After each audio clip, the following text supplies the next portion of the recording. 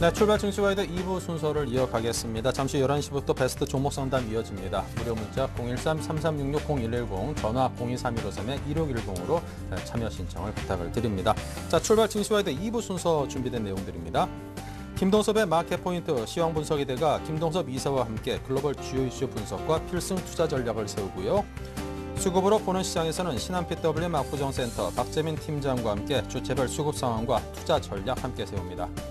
이슈 정보학에서는 동양증권 김동공 대리와 함께 오늘 밤 예정된 유로존 재무장관회의의 진행 방향에 대한 예상과 연기금의 주식 투자 패턴을 통한 유망 주식을 살펴봅니다.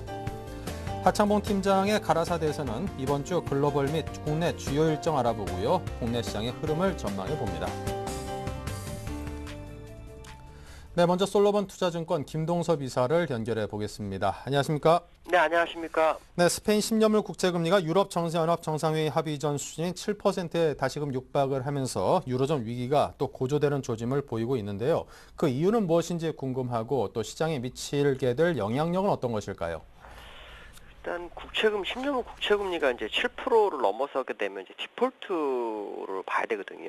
또 구제금융 다시 신청할 수 있는 그런 상황이고요. 지난번에 스페인에서 그 은행권의 지원을 위해서 이제 1,000억 유로를 그 EFSF에서 받기로 했는데 이게 아직 결정이 나지 않았습니다. 그러니까 확실하게 어떤 뭐 서로 합의하에 이루어진 것이 전혀 없는 상황이고 그것이 이제 조만간 이제 결정이 나야지 답이 나오지 않겠나 이렇게 보여지고 있고요. 또 하나는 그 스페인 국채하고 이탈리아 국채를 사주는 것을 이제 ESM 이번에 그 EFSF를 이어서 ESM이 이제 만들어지게 되는데요. 그 ESM을 통해서 그 사기로 했었는데 그게 지금 잡음이 좀 있습니다. 이제 하나는 독일에서 ESM 자체가 지금 헌법을 위배한 거다 그래가지고 야당에서 헌법소원을 좀 제시하는 상황이고요. 이게 이제 10일 날 결정이 나는 부분이 있고요. 또 하나는 주말에 그 핀란드에서 재무장관이 불가하다라는 얘기를 했습니다. 그러면서 오히려 시장을 굉장히 압박해주는 그런 상황이고요. 만약에 7%대로 빠른 시간에 못 내려오게 되면 유로존 문제는 굉장히 커질 수 있는 그런 상황이다라고 볼 수 있고요. 그러나 제가 보는 견해로는 결국은 내려오지 않겠느냐. ESM을 통해서 진행하는 부분에 대해서는 큰 문제가 없을 것으로 보겠습니다. 특히 핀란드가 주장을 하는 바가 과거 그리스 때도 그리스의 그 구제금융을 줄 때도 그리스한테 담보를 제시해라 할 정도로 되게 좀 까다로운 보수적인 나라가 핀란드거든요. 핀란드 쪽에서 그런 얘기가 좀 나오면서 시장을 많이 흔들고 있는데요. 또 하나는 세 번째가 뭐냐면 ECB에서 그 얼마 전에 통화정책회의라면서 금리를 0.25%를 내리면서 ECB 마리오 드라기 총재가 언급한 것 중에 하나가 국채를 직매입하는 거에 대해서는 생각을 안 했다. 전혀 생각할 생각이 없다라는 얘기가 나왔죠. 그러니까 그게 이제 시장을 더 얼어붙게 한 상황인 것 같습니다. 그렇지만 결국에 가서는 ECB도 어떤 스페인이나 이탈리아 국채를 사는데 아마 도움을 줄 거라고 좀 판단하고 있고요. 다만 지금은 ESM을 통해서 진행이 되고 있는 과정이기 때문에 ECB도 아마 이 부분에 대해서는 더 이상 언급을 안 한 것으로 좀 판단하기 때문에 다만 이제 언급을 안 하고 넘어갔다면 좋았는데 마리오 드라기 총재가 오히려 그래서 강하게 얘기함으로 인해서 시장이 좀 압박이 준 거라고 보여지고 있습니다. 일단은 그러한 이유에 의해서 국채 금리가 7%를 올라선 것 같고요. 그렇지만 시장에는 결국 해결 국면으로 갈 거라는 믿음이 아마 생길 확률이 높기 때문에요. 왜냐하면 다른 건 없습니다. 이제 스페인이 문제가 되면 유로존 자체라는 것은 있을 수가 없는 거기 때문에 거기 유로존 붕괴에 대해서 일각의 어떤 투자가들은 투자 전략가들은 뭐 결국은 붕괴될 거다. 물론 저도 몇 년이 지나면 붕괴가 된다고 믿고는 있습니다. 그렇지만 지금 상황에서는 붕괴가 될 거라고 믿는 사람이 굉장히 적습니다. 그 얘기는 무슨 말이냐면 결국은 해결할 될 것이다라는 것이 시장의 모습이고 그렇기 때문에 지금 일시적인 주가에 영향을 주는 것은 사실이지만 해결되면서 주가는 오히려 어떤 문제가 발생했을 때 하락한 것보다 더 많이 상승할 수 있는 기회가 될 수 있다라고 판단하고 있습니다. 그래서 시장의 영향은 현재로서는 좀 강한 부분이 있지만 이것이 지난번 저점 때, 주가의 저점 때보다는 그렇게 강한 힘을 주는 건 아니다라고 보여지고 있습니다. 결국 독일에서 헌법소원이 통과되게 한다든가 ECB에서 직매입을 하고 또 아니면은 핀란드가 항복할 수 있는 상황을 만들기 위한 어떤 상황이 연출되고 있다라고 판단하지 이것이 새로운 악재로 대두돼서 시장을 뒤흔드는 상황은 아닐 것이다 라고 판단하고 있습니다. 네, 자 우리 핀란드 재무장관이 유로존 내에서 다른 나라들의 부채를 대신 갚아줄 것이라면 차라리 유로존 탈퇴를 고려할 것이라는 발언을 했는데요. 자, 핀란드가 과연 유로존을 탈퇴할 가능성이 있을지 또 그 영향력은 어느 정도일지 듣고 싶습니다. 저는 핀란드가 탈퇴를 하면 도미노 현상이 일어난다고 보거든요. 아마도 그것 때문에 핀란드가 지금 내세우는 것 같은데 사실 핀란드는 앞에서도 말씀한 것처럼 그리스 때도 담보를 요구했던 나라가 유일한 나라입니다. 근데 이번에도 마찬가지죠. 왜 남의 빚을 우리나라에서 갚아야 되느냐라는 부분인데 그럼 처음부터 유로존 결성에 참여를 하지 말았어야죠. 유로존을 결성할 때 그 정도는 감안하고 틀림없이 했을 거라는 거죠. 각 나라마다 경제학자가 있는데 그걸 모르고서 가입했을 이유는 없다라는 겁니다. 자기들이 뭔가 원하는 것이 있는지에 대해서는 잘 모르겠습니다. 그러나 지금 그들이 주장하는 것은 굉장히 위험한 발상이긴 하죠. ESM 강행 시로 탈퇴 협박을 했는데 아마 탈퇴하기는 좀 쉽지 않을 것 같습니다. 왜 핀란드가 그렇게 할 수밖에 없을까라고 한번 생각을 해봤는데 다른 건 없을 것 같습니다. ESM은 핀란드가 반대해도 통과가 될 확률이 높다라는 거죠. 왜 그러냐면 EFSF와 같은 경우는 만장일치에 의해서 모든 걸 결정하는 거지만 ESM 같은 경우는 전체 지분의 85%만 찬성하면 되는 거거든요. 그러면 사실 독일이나 프랑스나 이탈리아, 스페인 찬성하면 거의 100%라고 보시면 됩니다. 근데 지금 핀란드 같은 경우에는 그 지분율을 보니까 5%가 안 됩니다. 한 4.8% 정도 됩니다. 그러니까 결국 전체의 어떤 의견이 수렴이 되면 결국에서는 자기는 따라갈 수밖에 없는 상황이죠. 그러니까 그 상황에서 핀란드 입장으로서는 당연히 반대하고 싶은 것이 아닌가 이런 식으로 강수를 둘 수밖에 없는 상황이 아닌가 이렇게 판단이 쓰고 있고요. 핀란드도 그렇게 재무장관이 얘기를 했지만 결국에 가서는 자기들이 탈퇴할 수 없는 상황이라는 걸 아마 알 겁니다. 왜냐하면 지들이 탈퇴하게 되면 결국 그리스도 탈퇴하는 어떤 선례가 될 수 있고요. 그렇게 되면 결국 피그스들을 다 탈퇴를 하게 되고 결국 독일만 문제가 되기 때문에 결국 핀란드 문제는 독일이나 아니면 프랑스 쪽에서 해결하지 않겠느냐라고 판단하고 있습니다. 그래서 핀란드가 유로 탈퇴 가능성은 거의 제로에 가깝다고 보여지고 있고요. 만약에 탈퇴한다면 이건 시장에 큰 충격이다.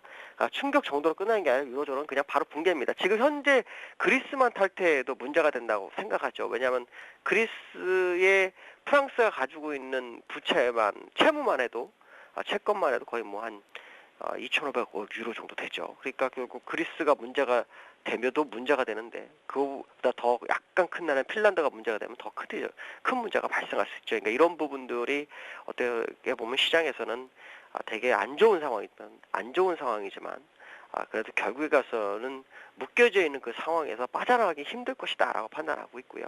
만약에 빠져나가면 앞에서 말씀드렸죠. 정말 시장은 큰 충격에 휩싸일 수 있다. 그렇지만 독일 입장에서는 아마도 힘들 것이다라고 판단하고 있고요.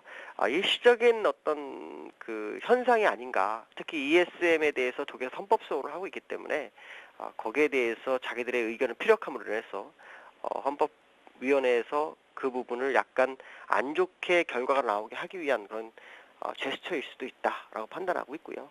결론적으로 말하면 큰 물줄기를 막기는 힘들 것이다라고 보고 있습니다. 네, 자 지금까지 솔로몬 투자증권의 김동섭 이사와 함께 해봤습니다. 감사합니다. 네, 감사합니다. 네. 자 계속해서 신한금융투자 PWM 압구정센터의 박재민 PB팀장 이어서 만나봅니다. 안녕하세요. 네, 자 잠시 후 좀 시황을 좀 먼저 짚어드리고 계속해서 이야기를 나눠보도록 하죠. 지금 양시장의 흐름이 처음 출발할 때하고 비슷합니다. 18포인트가 거래소는 하락을 했고요. 1% 정도 하락을 했습니다. 코스닥은 강보합으로 여전히 조금은 강한 모습을 보이고 있습니다.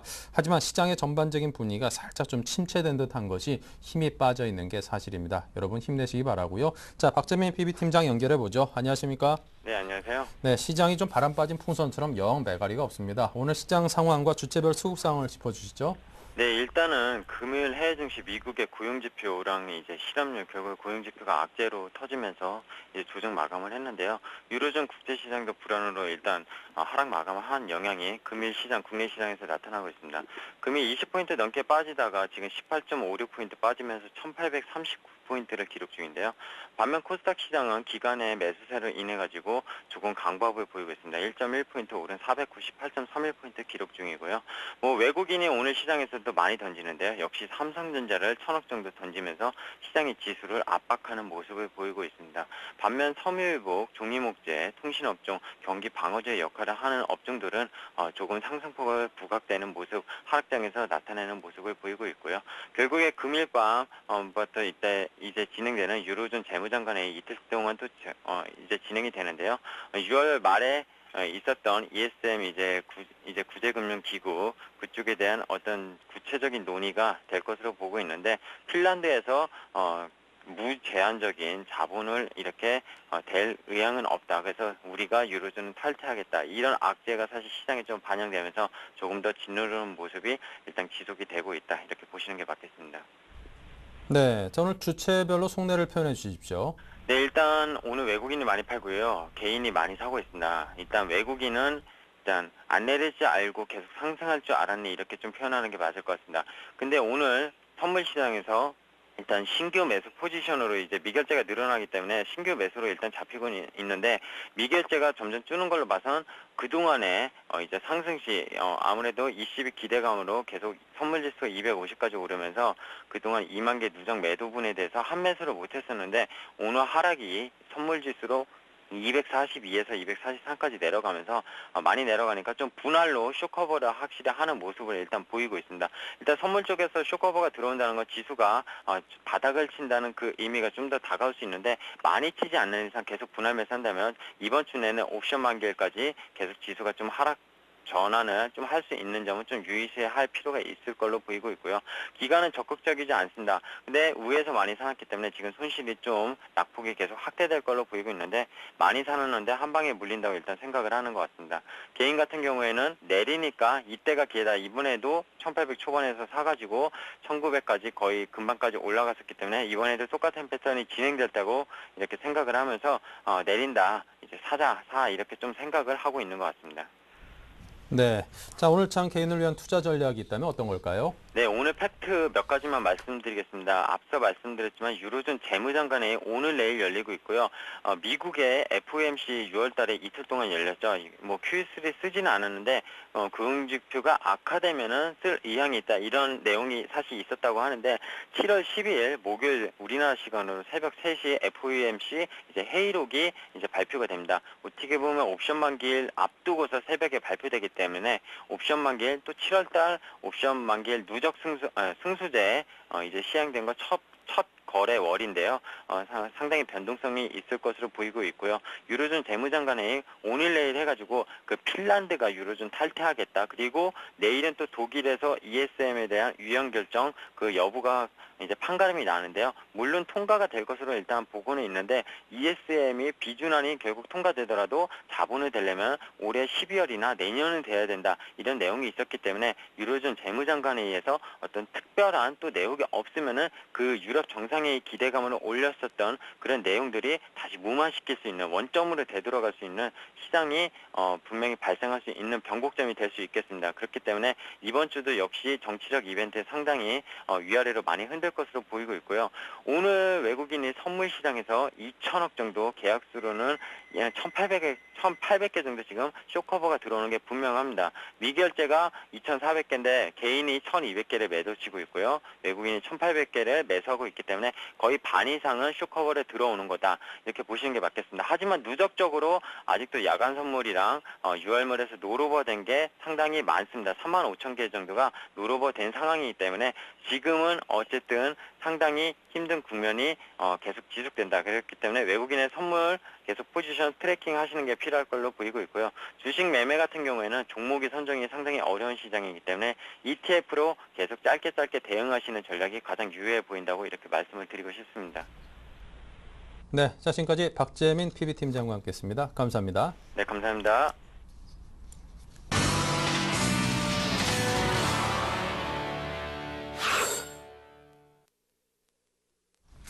네, 본격적인 오늘 장 전략도 짜봐야죠. 5인의 전문가에게 듣는 전문가들의 12자 투자 전략부터 보죠. 네, 박성일 연구원은 지수 하락 시에 주식 비중을 확대하자고 했습니다. 박소영 대리는 어닝 시즌 정책에 대한 기대감을 이야기했고요. 신용훈 연구원은 쉬어가는 장세다. 최희용 대리는 지수 상승에 모멘텀이 부족하다. 관망이 유효하다고 했습니다. 김도영 대표는 전일 저점을 지지하는 대형주를 매수하자고 했습니다. 관심 업종으로는 박성일 연구원이 IT, 자동차 업종을, 박소영 대리는 실적 기대주와 중국 관련주의 매수를, 신용훈 연구원은 자동차 업종의 분할 매수가 유효하다. 최희용 대리는 유통 관련 업종의 조정 시 비중 확대를, 김도영 대표는 패션, 소비재, 게임주를 매수하자고 했습니다. 네, 오늘은 동부증권 일산지점의 박성일 연구원을 전화 연결합니다. 안녕하십니까? 예, 안녕하십니까. 네, 먼저 현재 시황부터 볼까요? 예, 오늘 시장 같은 경우는 이제 금요일 미국 시장에 대비해서도 더 많이 빠지는 모습을 보여주고 있는데, 아무래도 대형주인 삼성전자와 현대차 그리고 기아차를 중심으로 해서 외국인 물량이 좀 많이 나오고 있기 때문에 그에 따른 영향을 받고 있다라고 보시면 좋을 것 같고요. 최근에 기관이 많이 했던 이제 화학, 철강 쪽 섹터 같은 경우에는 큰 폭의 하락보다는 이제 단기 조정 정도를 겪고 있다고 판단하시면 좋을 것 같습니다. 네, 자, 오늘 IT 자동차 업종 등에 대한 이야기를 해주셨습니다. 보다 상세히 설명해 주십시오. 예, IT랑 자동차 업종 같은 경우에는 삼성전자 기준으로 봤을 때는 이제 시장 기대치에 부합하는 실적을 내놨음에도 불구하고 하락을 하고 있고요. 현대차, 기아차 같은 경우에도 파업 관련된 이슈들이 계속 부각이 되기 시작을 하면서 2분기 실적이 상당히 좋을 것임에도 불구하고 하락을 하고 있는데, 이때가 조정 받을 때가 매수에 좋은 기회가 아닌가 싶습니다.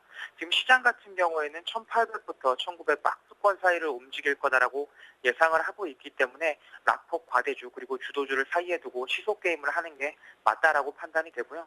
최근에 화학이랑 철강이 많이 올랐기 때문에 이쪽 섹터는 좀 줄여주시고, 그동안 많이 빠진 자동차랑 IT 섹터를 비중 확대의 기회가 아닌가 싶습니다.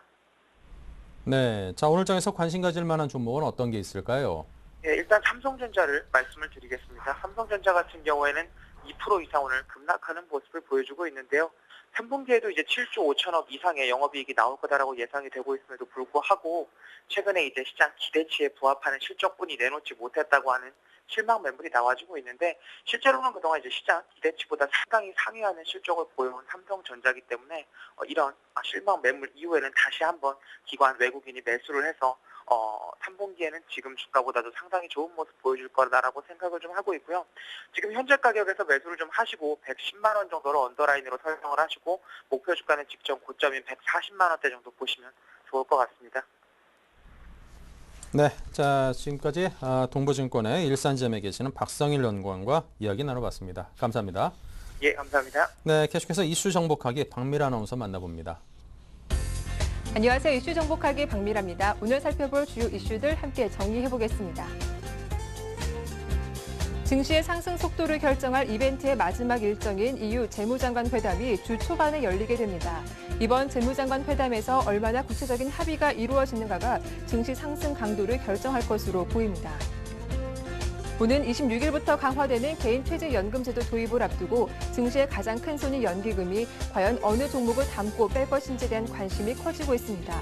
연기금의 주식 투자 패턴 점검해보겠습니다. 철강 금속업종 내 주요 종목들이 2분기 어닝 서프라이즈 기대감에 이달 들어 상승 곡선을 그리고 있습니다. 하지만 업황 부진에 대한 우려가 남아있는 상태인데요. 철강 금속업종의 흐름 분석해보겠습니다. 네, 이슈 정복하기 오늘 순서는 동양증권 김동공 대리와 함께하겠습니다. 안녕하세요. 네, 안녕하세요. 네, 오늘 밤 열리게 되는 EU 재무장관 회담에 시장의 이목이 집중되고 있습니다. 과연 어떤 논의가 이루어질지, 다시 한번 증시 상승 모멘텀이 될지도 궁금한데요. EU 재무장관 회담 어떻게 전망하시는지요? 네, 이번 주 초반 유럽에서는 이제 좀 눈을 떼면은 안 될 것 같습니다. 지난 목요일 중국의 인민은행과 그리고 유럽 중앙은행이 금리 인하를 이제 좀 단행을 했습니다.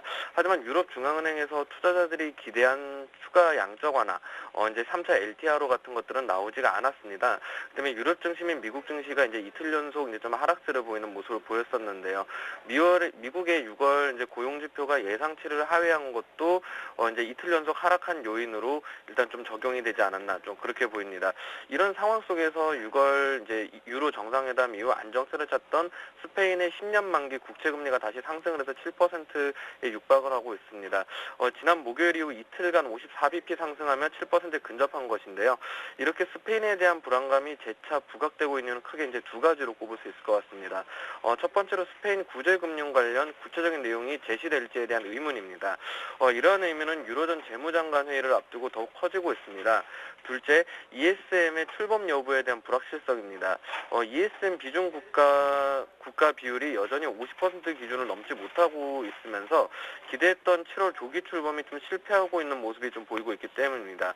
이와 관련해서 이번 주 두 가지 중요한 의사결정 이 변수에 좀 주목을 해야 될 것 같습니다. 9일에서 10일에 걸쳐 진행될 유로존 재무장관 회의, 그리고 10일에 있을 독일 헌법재판소의 ESM이 합헌이냐 위헌이냐의 여부입니다. 결론부터 언급하자면은 유로존 재무장관 회의보다는 독일의 헌법재판소의 결정이 조금 더 중요할 것으로 보입니다. 그 이유는 이제 다음과 같습니다. 먼저 재무장관 회의의 경우 결과에 대한 눈높이를 낮출 필요성이 있어 보입니다. 시장은 스페인 구제금융과 관련된 구체적인 지원안이 이번 회의에서 제시되기를 좀 기대하고 있지만 그럴 가능성은 좀 낮아 보입니다. 하지만 재무장관 회의에서 구체적인 내용을 제시하지 않다 하더라도 스페인 관련 리스크가 크게 확대될 가능성은 좀 제한적일 것 같습니다.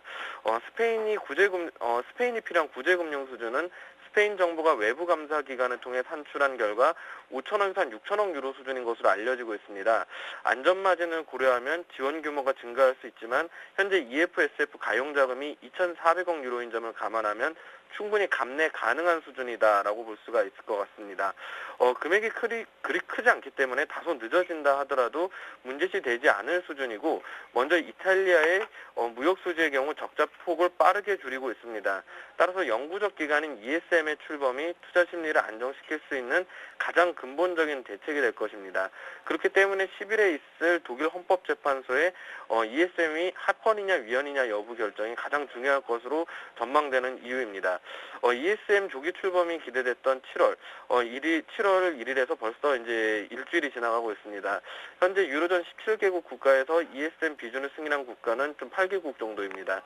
이들 8개국 지분율이 44.1%이기 때문에 ESM 출범을 위한 지분율 90%를 충족하기 위해서는 46%의 지분율이 추가로 더 필요합니다.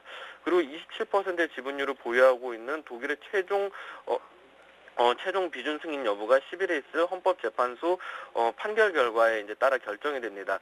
독일이 된다 그랬을 경우 이제 확보되는 지분율도 상당히 높아지게 되고, 그리고 독일이 워낙 영향력 있는 국가이기 때문에 따라서 돌아오는 표들도 충분히 있을 것이기 때문에 독일의 합헌 여부가 상당히 좀 중요할 것으로 보이고요. 작년 9월 EFSF 등의 구제금융기금 관련 위헌 소송에서 독일 헌재는 이미 합헌 결정을 내린 바가 있습니다. 그리고 소수 좌파에서 위헌 소송을 제기한 만큼 전체 분위기는 합헌에 맞춰져 있습니다. 그리고 위헌으로 판결이 난다고 하더라도 최종 결정 국민 투표를 거치게 될 것으로 보여 파국까지 이어지진 않을 것으로 보입니다. 유로본드 도입을 반대하는 독일 국민들의 ESM까지 반대할 경우 나타날 파장은 지난 3년간의 경험을 통해 익히 알고 있어서 합헌의 위헌 결정은 국민 투표 결과 ESM 의사내는 극단적인 상황으로 전개될 가능성은 다소 낮을 것 같습니다. 결론부터 정리한다 그러면 이번 주 유럽 재무장관에 의한 독일의 헌법재판소의 판결 결과에 집중을 하면서 시장에 대응해 나가야 될 것 같습니다. 네. 다음 이슈입니다. 개인 퇴직연금제도 도입을 앞두고 증시의 큰손으로 불리는 연기금의 매매 패턴에 주목을 받고 있습니다. 과연 연기금이 사들이고 있는 종목은 어떤 종목인지 매매 패턴 정리해 주시죠. 네, 연기금에 대한 이제 투자 성향을 좀 파악한다 그러면 아무래도 이 투자자들이 이제 장기 이후에 수익률을 좀 극대화할 수 있는 패턴을 가져가야만 합니다. 그렇기 때문에 지금 연기금이 사들인 종목은 어떻게 보면 가장 장기 투자에 적합한 종목이라고 볼 수가 있을 것 같은데요. 개인 퇴직연금 제도 도입에 따라서 퇴직연금의 시장이 조금 더 활성화될 것으로 보입니다. 그렇기 때문에 이 퇴직연금, 연기금에 대한 힘이 조금 더 실릴 것으로 보이는 그런 상황이 되는데, 최근 들어서는 국민연금뿐만 아니라 연금 상품에 대한 수요도 증가를 하고 있습니다. 그렇기 때문에 이와 관련해서 주식 투자에 대한 투자기를 한번 좀 살펴볼 필요성이 있을 것 같고, 이 투자 관점은 장기 투자가 가능하다라는 점에서 포커스를 맞춰볼 수 있을 것 같습니다. 우선 2010년 이후에 연기금 투자 패턴을 통해서 아이디어를 한번 좀 살펴봤습니다. 시가총액과 동일 기간 연기금의 순매수 내역을 비교한 결과 연기금은 위기 상황에서도 시장 재배력을 잃지 않는 업종 대표주를 선호하고 있는 반면에, 그러니까 증권, 보험, 제약, 내수주 등과 높은 재무 비율로 재무 위험이 높은 이런 기업들은 좀 기피하는 경향을 보이고 있습니다. 이런 부분을 반영하여 업종 대표주 혹은 시장 지배력이 높은 기업, 그리고 밸류에이션보다는 향후 성장성이 기대되고 유지되는 기업, 그리고 국민연금이 5% 이상 지분을 취득한 기업과 유동성이 높은 기업, 그리고 내수주보다는 수출주 등의 요건을 충족하는 기업을 통해서 한 11가지 정도의 이제 기업이 이제 나오는 것을 좀 찾을 수가 있었습니다. 종목들로는 현대차, 삼성 SDI, 그리고 제일모직, 그리고 대한항공, S1, 롯데칠성, SKC, SK케미칼, 한섬, 세방전지, 상광유리 등 총 11가지 종목들이 이제 검색에서 좀 걸러졌는데요. 이 같은 종목들 지금 현재 시장에서 분명 단기적으로 매매가 가능한 종목들도 있습니다. 하지만 이 종목도 연기금들이 주목할 만한 주식이라는 점, 그리고 연기금이 주목한다는 점에서는 장기 투자도 충분히 가능하다는 점에서 한번 인식을 하시고 관심 종목에 한번 넣어놓고 매매에 참고하시면 괜찮지 않을까 싶습니다. 네, 이렇게 연기금의 매매 패턴을 정리해봤습니다. 최근 들어서 철강 금속 업종이 시장 대비 양호한 흐름을 이어가고 있습니다. 2분기 실적에 대한 기대감이 반영됐다는 것이 증권가의 시각이기도 한데요. 이들 업종은 어떻게 보십니까? 네, 최근 들어서 철강 금속 업종이 깜짝 실적, 이제 어닝 서프라이즈가 나면서 최근 들어 좀 상승을 하고 있습니다. 2분기 영업이익이 이제 크게 날 것으로 평가된다라는 것이 주요 이유인데요. 이 같은 요인들을 좀 하나하나 좀 살펴볼 필요성이 분명히 좀 있을 것 같습니다. 철강 금속 내 주요 업종들이 2분기 어닝 서프라이즈 기대감에 이달 들어서 상승 곡선을 그리고 있습니다. 하지만 공급 과잉에 따른 업황 부진이 해결될 기미가 보이지 않고 있어서 상승세가 중장기적으로 이어지진 않을 것으로 좀 판단이 되는데요. 철강 금속 업종 내 주요 종목의 2분기 영업이익은 1조 7,830억 원으로 전분기보다 한 100% 정도 증가할 것으로 보입니다. 증권가 컨센서스를 약 10% 정도 웃돌고 있는 모습으로 좀 평가가 되는데요. 하지만 이런 어닝 서프라이즈에도 불구하고 전망 그렇게 좋게 볼 수 없는 이유는 철강 금속 업종의 2분기 실적 개선은 철강 석득 원재료 값의 조정에 따른 것입니다. 지난 1분기 말 톤당 150달러 수준이던 중국의 철강석 수입 가격이 6월 말에 톤당 130달러로 이제 좀 하락을 했습니다. 이와 같은 반등세를 지속적이지 못할 것이라는 이유는 이런 철강 업종에 대한 원재료 가격이 언제든지 상승을 할 수 있기 때문에 이러면 다시 한번 손익 마진이 다시 한번 줄어들게 될 것이라는 것입니다. 최근에 이런 반등세에 대해서 공급 과잉이라는 근본적인 문제가 해결되지 않은 채 원자료값 하락세에 의존한 실적 개선이어서 주가가 상승하는 데는 어느 정도 좀 한계가 있을 것이라는 것이 전반적인 시각이고요. 이러한 시각들을 좀 해결하기 위해서는 공급 과잉 해결을 해야 되는데 지금 현재 중국의 특성상 아직까지는 경기 부양책을 좀 시도하고는 있지만 아직까지는 조금 힘든 국면이 아닌가, 일단 좀 그렇게 좀 평가가 됩니다. 네, 오늘의 주요 이슈들 동양증권 김동공 대리와 함께 살펴봤습니다. 도움 말씀 고맙습니다. 네, 감사합니다. 네, 이슈 정복하기 지금까지 박미라였습니다.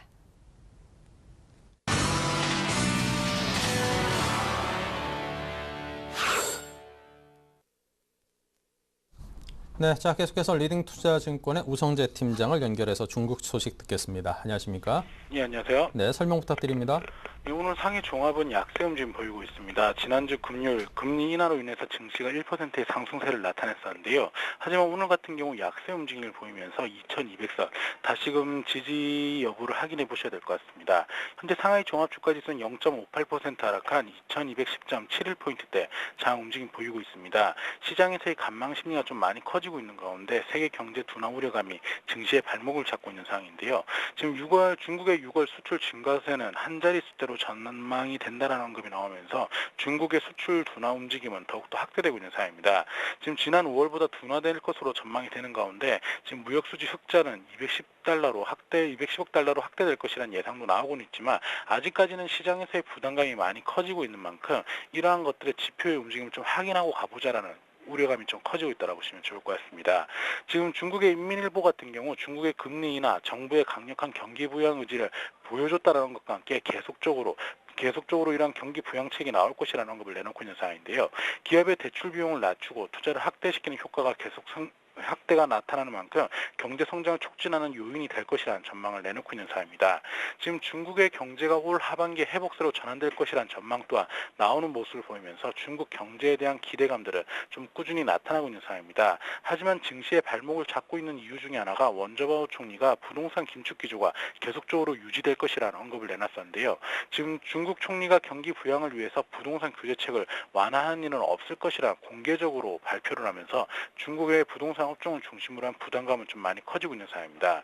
지금 중국이 경기 둔화 흐름을 보이고는 있지만 경기 부양을 목적으로 부동산에 대한 규제책을 완화하는 일은 없을 것이라는 언급을 내놨던 만큼 부동산 시가총액 큰 부동산을 중심으로 한 매수 물량들이 줄어드는 상황에서 지수를 견인할 만한 뚜렷한 다른 상승 모멘텀이 부족한 것이 시장에서의 부담감이 좀 나타나고 있는 상황입니다.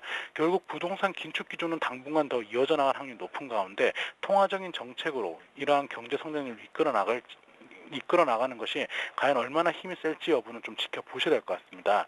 오늘 상해 종합주가지수 부동산주를 중심으로 한 매도 물량이 좀 출현할 것으로 보이고 있는 가운데 2200선의 지지 여부 확인하시면서 접근하셔야겠습니다. 네, 자 지금까지 우성재 팀장과 중국 소식 함께했습니다. 감사합니다. 네, 고맙습니다.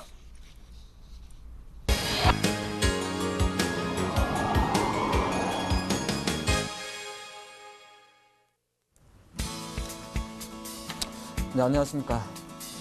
제가 매주 아마 월요일마다 나오는데 어떤 월요일 날은 많이 오르는 날도 있고 또 오늘의 월요일은 또 많이 빠지면서 사실 약간 우울한 한 주를 시작하는 것 같습니다. 사실 우울할 건 없는 것 같아요. 지난주 금요일 날 이미 시장에서 뭐 일시리 했던 금리 인하라든지 중국발 주중에 나왔던 중국의 기습 금리 인하에도 불구하고 시장에 삼성전자라든지 기타 관련주도 좀 밀리다 보니까 지난 금요일 약간 불안하게 마감한 상태에서 또 주말에 나왔던 미국의 고용 동향이 우리의 기대감을 오히려 실망감으로 좀 만들어갔지 않나 보겠습니다. 이번 주 화두는 크게 세 가지입니다. 항상 뭐 매주 들어오면은 화두는 이제 유럽 쪽 이슈가 하나 있을 것이고 중국과 미국이 있는데 하나씩 한번 살펴보도록 하겠습니다. 이번 주 가장 중요한 시장 체크 포인트가 될 것 같죠.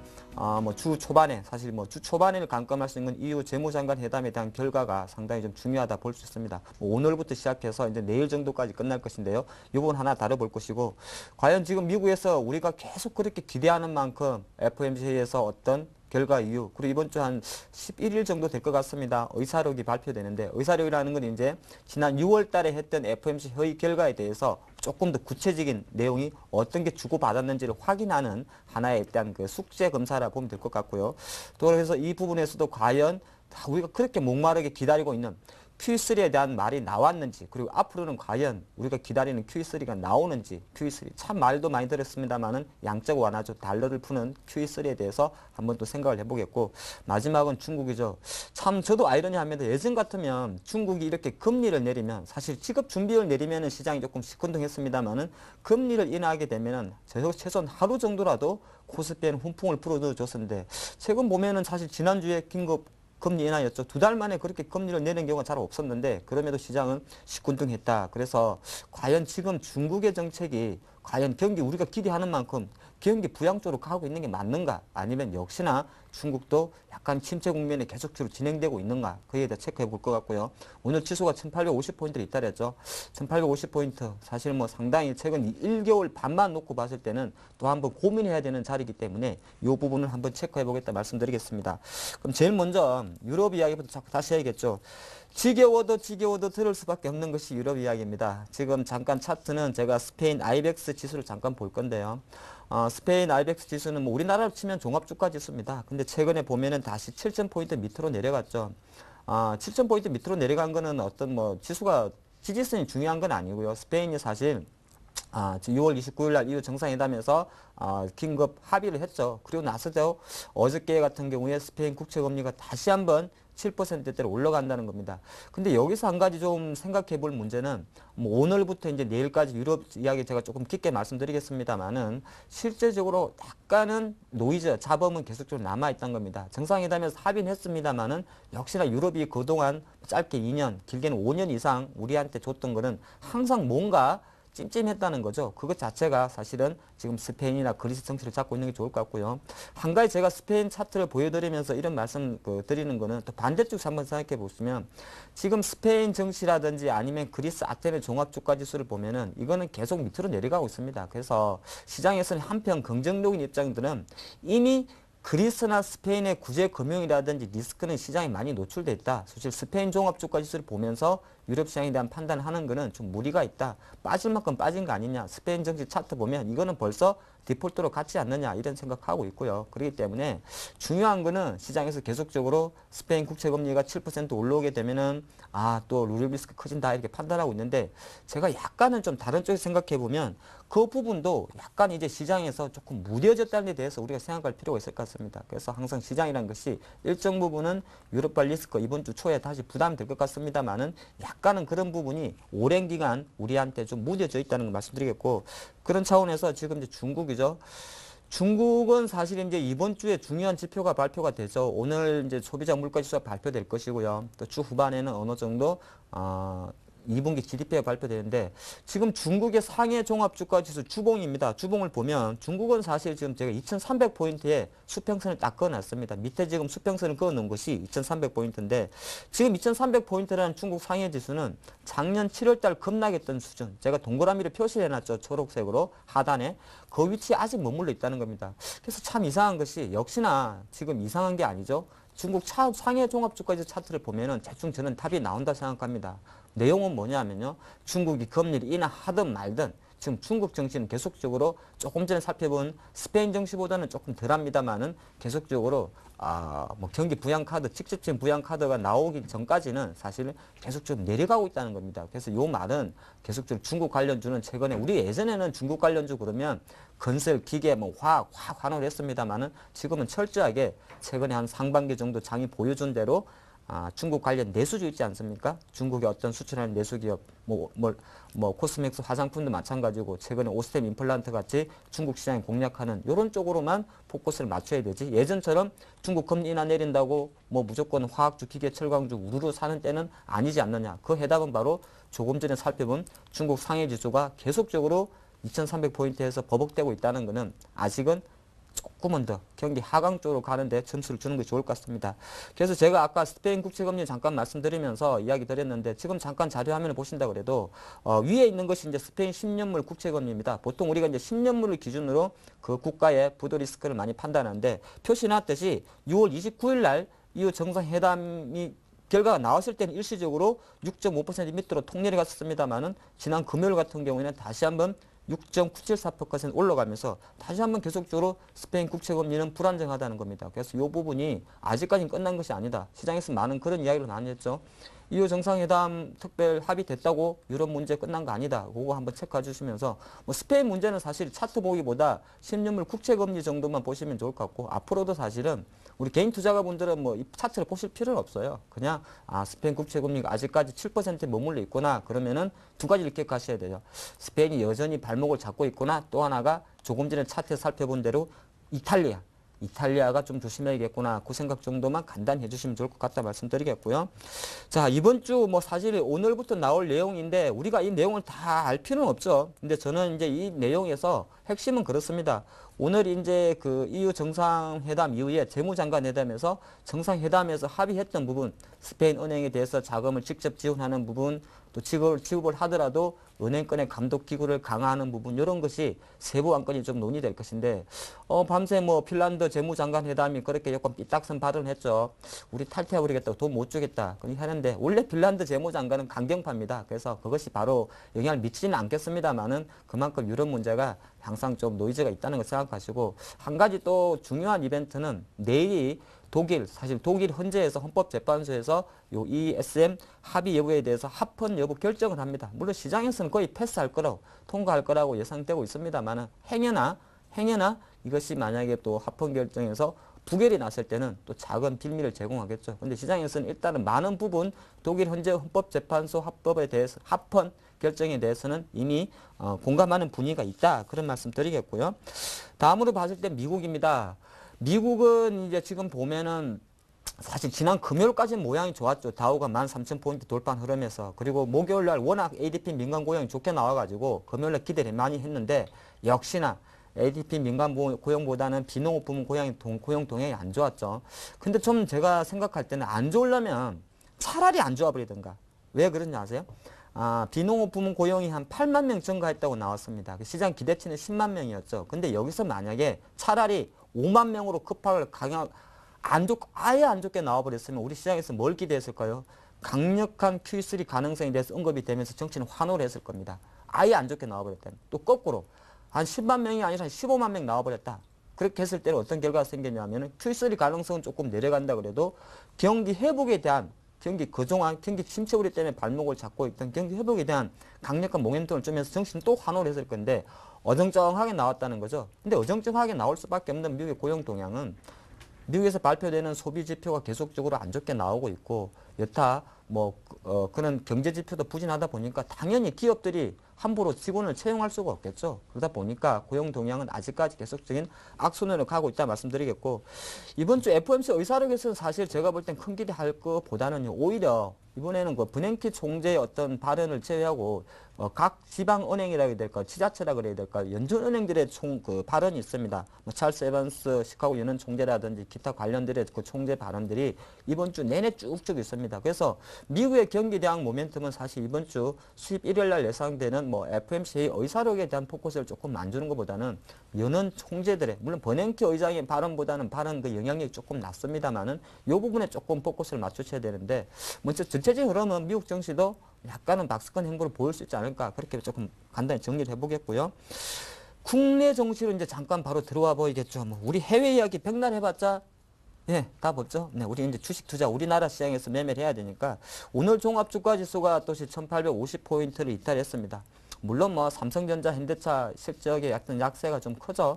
실적이 약한 건 아닌데 외국인 매도세가 계속 나왔다는 건 수급 우위에서 지수가 다시 한번 21선을 이탈했고 이 21선이라는 거는 여러분들이 그 투자하실 때 간단하게 생각하시면 돼요. 지수가 21선 위에 있을 때 지난주처럼 그때는 뭘 사야 되죠? 그때는 삼성전자, 현대차를 사는 게 아니라 지수가 21선 위에 있다는 거는 실제적으로 아예 강세장이면 삼성전자, 현대차 사고 주도주를 사야 된다. 하지만 강세장이 아니면 지난주처럼 순환장이 돌아옵니다. 오늘도 코스닥이 코스피 대비 강한 것처럼 21선 위에 있을 때는 뭘 사냐면 삼성전자, 현대차 같은 애들은 그냥 바로 밑으로 위에다 얹어놓고 지난주 시장이 보여줬던 대로 화학주나 조선주 이런 것이 순환매가 돌았지 않습니까? 이런 장세가 연출이 됩니다. 그리고 지금처럼 다시 한번 1850포인트를 이탈하게 되면 지금 다시 화학주, 건설주, 조선주 사야 됩니까? 그렇지는 않습니다. 또 지수가 21선 밑에 왔다는 것은 외국인과 기관의 매도 수급이 남아있기 때문에 오히려 뭘 사야 되냐 하면은 차라리 빠지고 있는 삼성전자요. 글쎄요. 삼성전자가 됐든 현대차가 됐든 약간은 바로 지수가 돌릴 때는 보통 프로그램 매매나 큰 자금이 팍 들어와서 올립니다. 그래서 지수가 21선 밑에 있을 때 1850포인트 밑에 있을 때는 지난주처럼 순환 섹터에서 돌아왔던 섹터를 사는 것이 아니라 오히려 실적이 바탕이 되고 대형주의 어떤 흐름을 갖고 있는 종목을 사야 됩니다. 그래서 그런 종목을 말씀드리면 아무래도 계속적으로 지금부터는 다시 현대, 기아차 관심 가지셔야 되고요. 그리고 철강이라든지 조선, 건설주, 기계초 이런 거 지난주 어떤 경기 부양 카드로 올라갔던 섹터에 대해서는 실제적으로 조금은 더 기다려 봐야 됩니다. 왜? 지금 충분히 차익 욕구가 나올 장이라 말씀드리겠고요. 제가 종합주가 차트를 계속 지난주에 가져와서 계속 가져오는 이유는 한 가지가 있습니다. 제가 누차 방송에서 말씀드리는 건데 지금은 보면은 기술적 분석상에서는 사실 별로 의미가 없어요. 이제 박스권에 들어가면. 근데 중요한 거는 파란 세운으로 나와 있는 61선입니다. 1890이죠. 그래서 항상 지수는 이 수급선은 무조건은 아닌가요? 닿을 수밖에 없어요. 한 달짜리, 3개월짜리. 지금 파란색으로 보이는 61선 제가 하살표를 이렇게 내려서 표시를 해놨는데 한 1890선 전에 있죠. 두 가지로 올라갑니다. 지수가 먼저 머리를 들어서 저 선에 닿을 수도 있고요. 또 아니면 조금 더 박스 기간이 길어지면서 파란선 61선이 내려와서 닿을 수 있습니다. 그래서 보통 저 선에 닿게 되면은 단기 변곡이 생깁니다. 그래서 지금 장에서는 오히려 조금 더 시간 기다리셔야 될 것 같고요. 전체적으로 봤을 때는 다시 21선 밑에 있기 때문에 내려가지는 않죠. 오늘도 보면 1840선 정도 있는 내려가지 않는데 종목을 볼 때는 지난주 1850포인트 위에 있을 때 우리가 순환 섹터로 봤다면 이번엔 다시 그나마 펀더멘탈이 되는 섹터로 봐야 된다 말씀드리겠고요. 그걸 조금 구체적으로 한번 말씀드리면 참 재미난 것이 말장난 같은데요. 삼성전자 빠지면서 뭐가 올랐냐 하면은 삼성전기라든지 HD스플레이 이런 종목 걸렸지 않습니까? 그래서 제가 이런 표현을 한번 써봤어요. 갤럭시 S3보다 스마트폰 관련주가 세더라. 참 무슨 말장난하는 거죠. 근데 사실은 그렇게 좀 움직이겠다는 겁니다. 오늘장 같은 경우도 코스닥 시장에 보면 삼성전자는 약세를 보이고 있습니다만은 스마트폰 관련주들, 뭐 디스플레이 관련주들, 아무래도 관련주들이 조금 강세를 보이는 것 자체는 어떤 현상을 받아들일 수 있냐면 조금 전에 살펴본 대로 지수는 1850선 요 박스권에 있다 보니까 실제적으로 큰 자금들은 매매가 좀 작아지고 그래서 큰 주식들은 화학주나 건설, 조선주에서 순환 섹터로 들어왔다는 것이고요. 그런 과정에서 일단은 자금들이 삼성의 실적이 나쁜 게 아니었거든요. 6조 7천억. 기대치보다 낮아서 그렇지. 그러다 보니까 오히려 그걸 미끼로 개별 삼성전자와 납품하는 갤럭시 S3에 납품하는 아이폰 5에 납품하는 뭐 아이패드 3, 뭐 아이폰 갤럭시 노트 2 이런 기대감에 대해서 오히려 스마트폰 관련 자금이 몰리지 않나. 근데 이 흐름은 이번 주가 또 옵션 만기일이죠. 만기일이면 프로그램 영향이 있기 때문에 조금 더 지속될 수 있을 것 같습니다. 제가 뭐 굳이 종목은 굳이 스마트폰 관련주는 뭡니다 말씀 안 드려도 워낙 이제 코스닥에 많은 종목들이 있기 때문에 우리 투자분이 많이 캐치하실 것 같고요. 근데 이 흐름 자체가 지금의 트렌드입니다. 항상 주식 투자는요. 어떤 종목을 사는 게 중요한 것도 맞습니다만 가장 중요한 건 지금 시장 국면에서 어떤 쪽으로 자금이 몰리느냐에 대해서 캐치하는 것이 가장 중요하다는 말씀드리겠고 지금 기관들이 이번 주에는 뭘 할 것 같습니까? 제가 판단할 때는 이번 주는 지난주에 순환매 섹터로 들어왔던 순매수가 들어왔던 속칭 말하는 산업재 섹터 뭐 화학이나 조선 건설주는 오늘도 주가 약세 보이고 있습니다만은 조금 쉬어갈 흐름이 많습니다. 뭐 기관들은 사실 박스권에서 매매를 잘합니다. 대신 잘하긴 잘하는데 어떻게 잘하냐면요. 짧게 끊어칩니다. 짧게 끊어쳐. 그러니까 보이는 패는 삼성 현대차를 사놨다고 보여줍니다. 하지만 실제적인 그거는 보여주는 패고요. 인덱스를 가져가는 패고 왜냐하면 면평입니다. 장이 올라갔을 때는 그걸 안 갖고 있으면 수익률 맞춰놔도 요구도 먹기 때문에 그거는 보여주는 패고 실제적인 수익률 게임에는 박스권 장세에서 상당히 발빠르게 한다 말씀드리겠고요. 마지막으로 테마주 잠깐만 말씀드리면 뭐 오늘도 박근혜 관련주는 내려가죠. 근데 이게 참 재미나요. 한 가지만 그냥 기억하시면 좋을 것 같아요. 지난주 금요일에는 박근혜 관련주들이 많이 올랐죠. 왜 그러냐면 내일 공식 출마 선언을 합니다. 여기 타임스퀘어에서 한다고 그러네요. 그래서 그러고 있고 김두한 관련주 같은 경우도 실제적으로 그 전날은 올랐었어요. 한 7월 중순 정도는. 근데 어저께 7월 8일 날 공식 발표를 했죠.